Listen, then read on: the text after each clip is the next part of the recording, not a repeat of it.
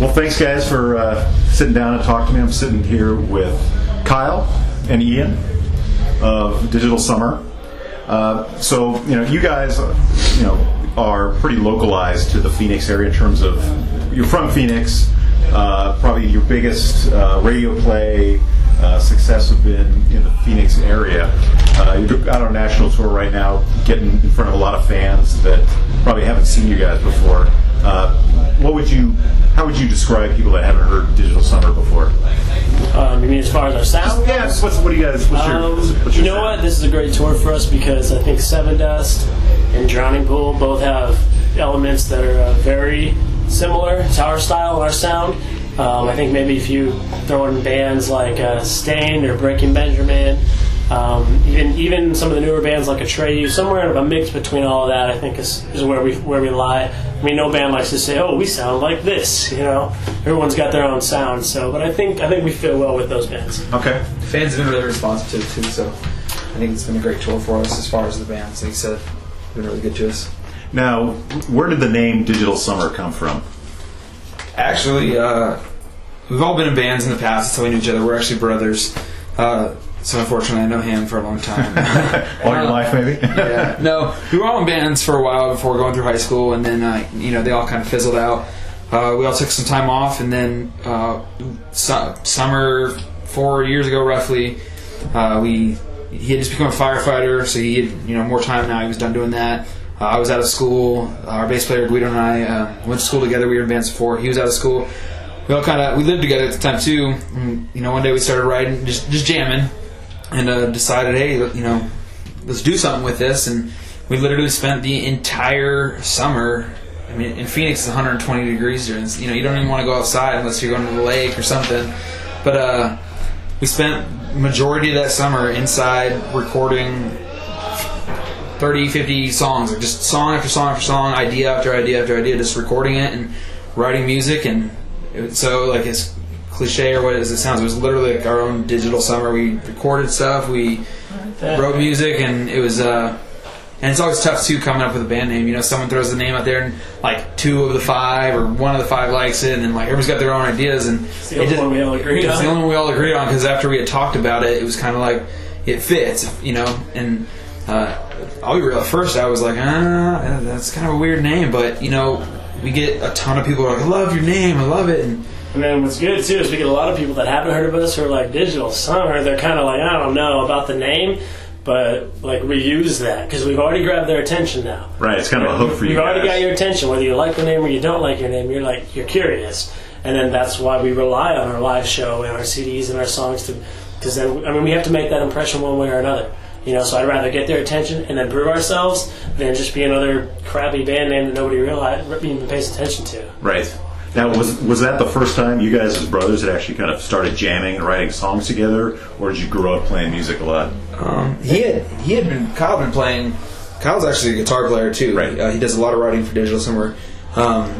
He had played guitar. I used to BMX race, and I wrecked and spent some time in the hospital. When I got out, I wasn't allowed to ride, and it was at Christmas break, and I had all this money from Christmas and family and stuff, so I was like, screw it, I'll buy a guitar. Kyle showed me some stuff on my guitar. I couldn't go to ride, so I started playing. We'd play together here and there, and then with his band, when he was in high school in my band, we did shows together. They were a larger band in Phoenix than we were, obviously, and he'd hook us up with shows, and we'd collaborate on stuff every now and again, and their band helped us out quite a bit. So we'd done quite a bit of writing together and stuff. Quite a bit of writing and stuff together during high school, and so when it came time for us to write and everything, we kind of knew how each other worked, and over the past 4 years, it's definitely grown. But it wasn't the first time we'd been through the motions of writing together, so it worked out really well. Okay.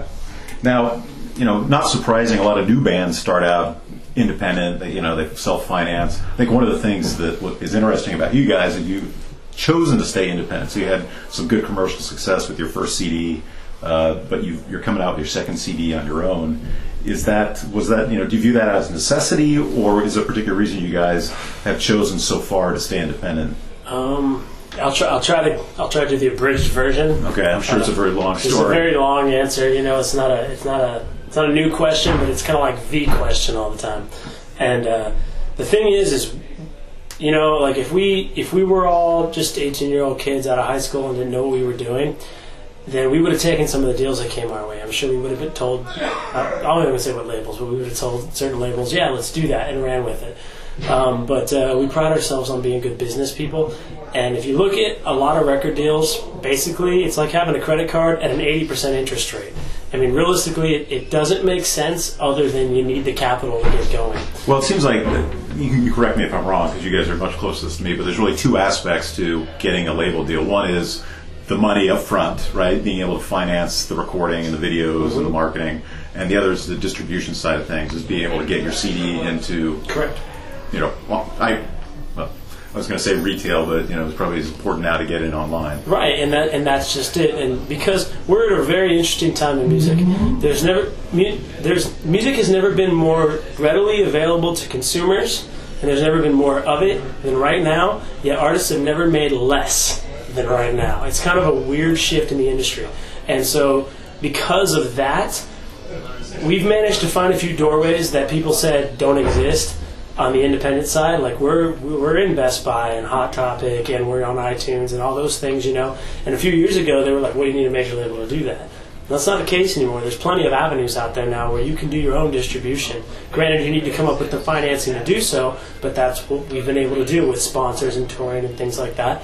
And nowadays, if you can sell 50,000 records on your own and tour on your own, you stand to make more money than a signed major label band that sells 100,000 records and does their stuff through the label, because they're still paying it back. And, right. And everybody does 360 deals, which means they own your touring, your publishing, your merchandising, everything. And I know very successful big bands right now that have been selling out clubs across the country for about a year and a half, 2 years. They're still waiting to see money because they're still paying back. You know, and we're not in that position. And you guys went so far as to actually start your own business around it, Victim Entertainment. Do you guys do other bands? Or? Oh yeah, absolutely. We're working with a few other bands. We do freelance work for bands a lot for their marketing and their design work and some different promotional aspects. And then the idea is eventually to go, okay, let's grab this band and do everything we've done with them now too, whether it be a different genre or not.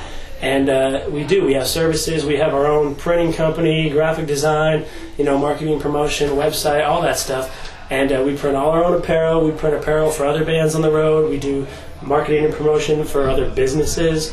Pretty much everything we learned how to do along the way on our own to save money, we either do it ourselves or we have a broker account with a big firm that does it, and we can do those services cheaper than anybody else too.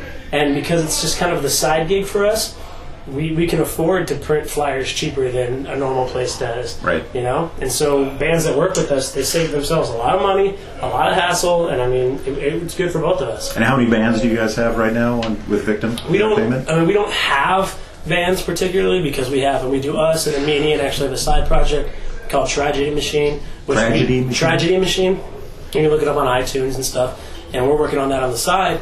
But beyond that, we have a ton of bands. I mean, 10, 15, 20. I mean, I don't know exactly. But doing various elements. Various projects. Yeah, I mean, we meet bands every night on the road too, who are like, "Oh, you do that? Oh, well, here you go." We trade business cards. They hit us up online, and we do work for them too. So it's kind of an ongoing thing. And